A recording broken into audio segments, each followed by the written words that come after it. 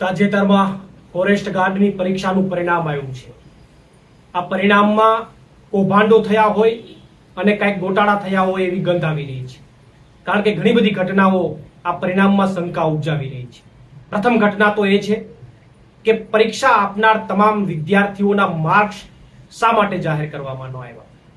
એક પણ વિદ્યાર્થીના માર્ક્સ જાહેર ન કરી અને માત્ર સિલેક્ટ થયેલા વિદ્યાર્થીઓનું લિસ્ટ જાહેર કરી અને ક્યાંક વિદ્યાર્થીઓના મનમાં શંકા ઉપજાવવાનું કામ આ સરકાર કરી રહી છે।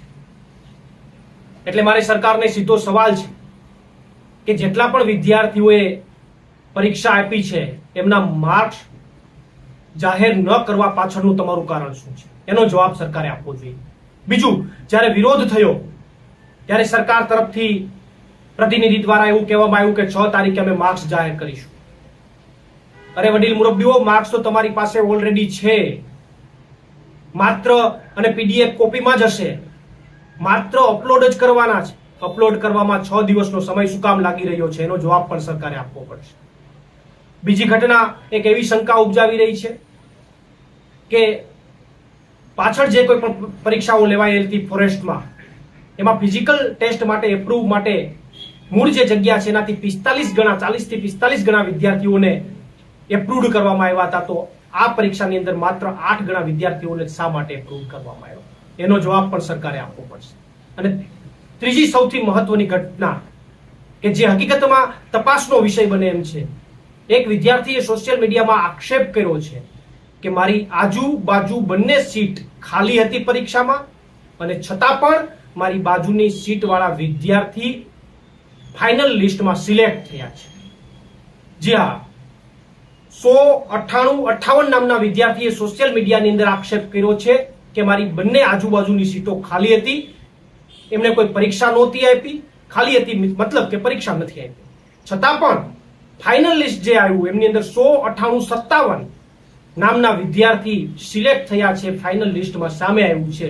તો આ ઘટના પણ તપાસનો વિષય છે। એ સેન્ટરના સીસીટીવી ફૂટેજ તપાસવા જોઈએ અને જો નહીં તપાસે તો અમે માંગણી કરીશું, સીસીટીવી ફૂટેજ લેશું અને આ સમગ્ર ઘટનાની તપાસ કરાવીને રહેશું।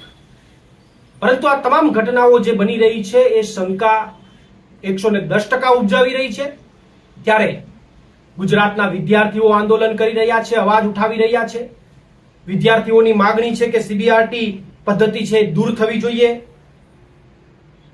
8 ગણા જે વિદ્યાર્થીઓને સિલેક્ટ કરવામાં આવ્યા છે એની જગ્યાએ 40 થી 45% વિદ્યાર્થીઓને સિલેક્ટ કરવા જોઈએ અને આ માર્ક્સ જે છે એ 6 તારીખ એવડો ગાળો પછી જાહેર કરવાની જે વાત છે એવું ન થવું જોઈએ। તાત્કાલિક ધોરણે માર્ક્સ છે જાહેર થવા જોઈએ, આવી માંગણીઓને લઈને વિદ્યાર્થીઓ આંદોલન કરી રહ્યા છે।